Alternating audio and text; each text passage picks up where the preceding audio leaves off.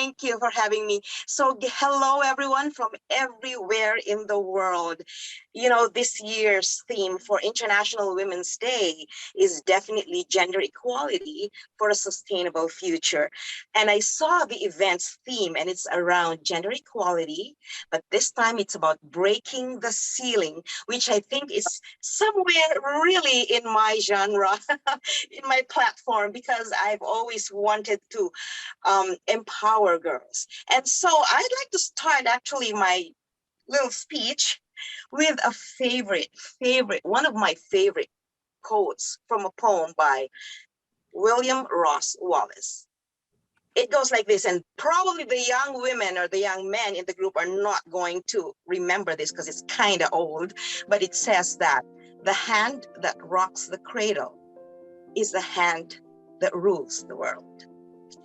And I think that speaks so much of gender equality and women empowerment. So I'm going to share a little bit about my story, and I hope that I'll be able to inspire every girl out there to be the best that they can be. You know, I studied piano when I was 4 years old, and when I was 8 years old, I told my mom, I want to study dance and performing arts. My mom said, sorry, we have no money. You know, I was the eldest of 8 kids, right? Eldest. And my mom said, no, we don't have money for that. And she told me, apparently I went on a hunger strike. 3 days. I would not eat. Of course, she enrolled me.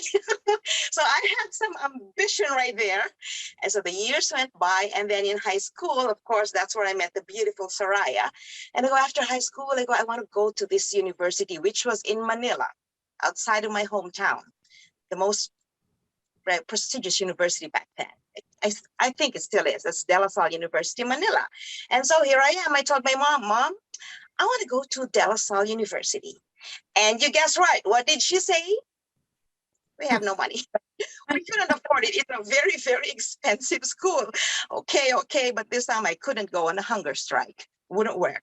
So days passed. And then, well, lucky for me, I know I normally don't talk about this, but Soraya mentioned that I was a beauty queen. Thank you for reminding me. It's one of my most inspiring moments. So there was this beauty pageant, and I go, okay, I signed up. And I knew that I was 1 inch shorter than the minimum height requirement. I signed up anyway. So I went to the interview. My mom was with me. I presented my talent, and, you know, I did everything that I could. And so after the interview, the chairman of the pageant committee went to me and he said, you know, you don't meet the height requirement, right? I go, yeah. But he said, but you topped the interview. We're taking you in. So me, little 5 foot and 1 inch me, I didn't make the 5'2" minimum height, got in. So days before the pageant, we all got ready, and all the other contestants somehow went to me and asked me for tips. How do you present yourself? I'm so scared. What questions are going to ask? How am I going to answer? So I started mentoring back then. I taught the other candidates. There were 27 of us. And on the big night, you know, you come out of the stage based on height. So guess what contestant number I was? Number 1, because I was the shortest. But I went out with all my smiles, you know, smiling like I owned the stage, smiling like I already won. And I was praying. I thought, Lord God, you just got to get me to the question and answer stage. I had a lot of confidence ever since. I go, and I'll take care of it from there. True enough, I went to the finals and all of that. And yes, guess what? I did win. I won the contest. And I never even thought, I think I cried. And then also the contestants voted me for Miss Friendship. So I think that tells you something, right? That tells you that when you're successful, you gotta embrace everyone. It's humbling, and you're gracious in success. And so I won lots of prizes, round trip tickets to Hong Kong and all of that stuff, all of the appliances you can think of. And guess what I told my mom? Mom, can we sell my prizes? I need cash. I want to go to De La Salle University. I really wanted to go to that university in Manila. Of course, I had a very successful mom who rocked my cradle. She said, okay, so we converted all of my prizes to cash. And that's how I went to Manila to go into the university that I wanted to go to. Then after 1 year, my dad had a stroke and he was bedridden. And I saw how my mom kept the family together. 8 children and a sole breadwinner in the family. And I had to quit school so that my 7 siblings could go to school. I did all the jobs, sold everything from fire alarms to books to CDs. I sold everything. After I saved a little money after a year, I went back to the same school. I had very little savings, but I wanted to make my parents proud. I didn't have a financial calculator during exams. I had to borrow from my seatmate, wait for her to finish answering her question so that I could borrow her calculator. I had to finish my answer quickly because she needed her calculator. I had to remind myself that wasn't my calculator. But I went to that university that I liked, and I graduated with honors, and I was on the dean's list. And I made my dad proud. I knew that, and my parents.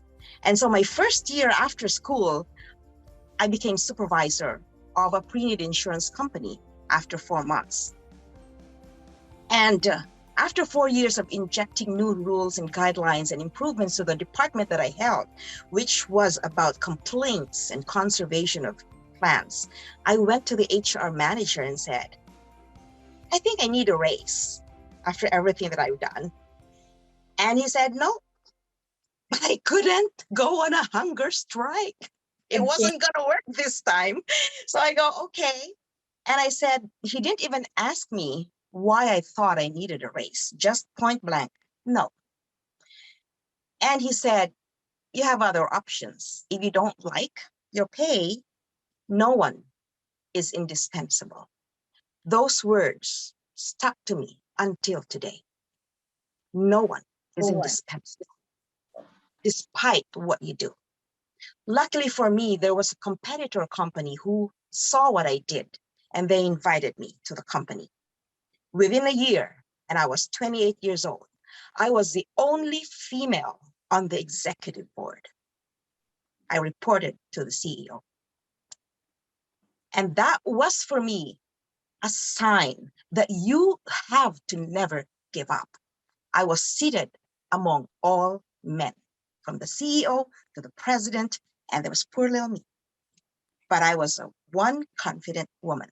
I had to retire early because my eldest got sick of encephalitis, and she was blind and she was paralyzed. She did recover after 6 months, but I became a home-based mom. But because I was so ambitious, this started my career in the real estate building company. I would say my business. 8 years after that, I built 42 homes. But what matters to me is that during those 8 years, where I managed a crew of 100 men, I didn't look at them being men. I looked at the 100 families that they raised. So that during the Thai collapse, that was the economic collapse in 1997, my priority was feeding the families of my men. I sold all my properties so that I could feed them, pawned my jewelry so that I could feed them. And in 2001, our family moved to Canada to start a new life. I reestablished my career in the workforce in Canada after doing business. Here I am becoming an employee. But I never turned my back from my love, my passion, and that was performing arts and empowerment. And through all the time that I was employed on the side, I founded my very first school of performing arts in 2006, where I taught little children, taught them how to build their potentials from 6 years old to 12, to believe in themselves. And all the proceeds from my school, I donated to our church. And in 2014, I co-founded my Everything TV show with my youngest, named after her, Ria. That TV show was a platform to give a voice to every young person out there who otherwise could not be heard. Aspiring artists, art athletes, and then we branched into providing a platform for inspiring stories to be shared. In 2019, I expanded to create the Everything School, where I trained young media enthusiasts how to be a host on TV. So I went into the film entertainment from building homes, but there was that empowerment. And during the pandemic, when everybody was quiet, I had the moment to realize, to start reflecting on what was my real purpose in life. And it goes back to the fact that I have always been an ambitious person, an empowering person, that is what I have to do. And that's how I created my latest platform, which is Jackie D, in my own name, the real D. Now I'm open to even the adult men and women, to come believe in yourself.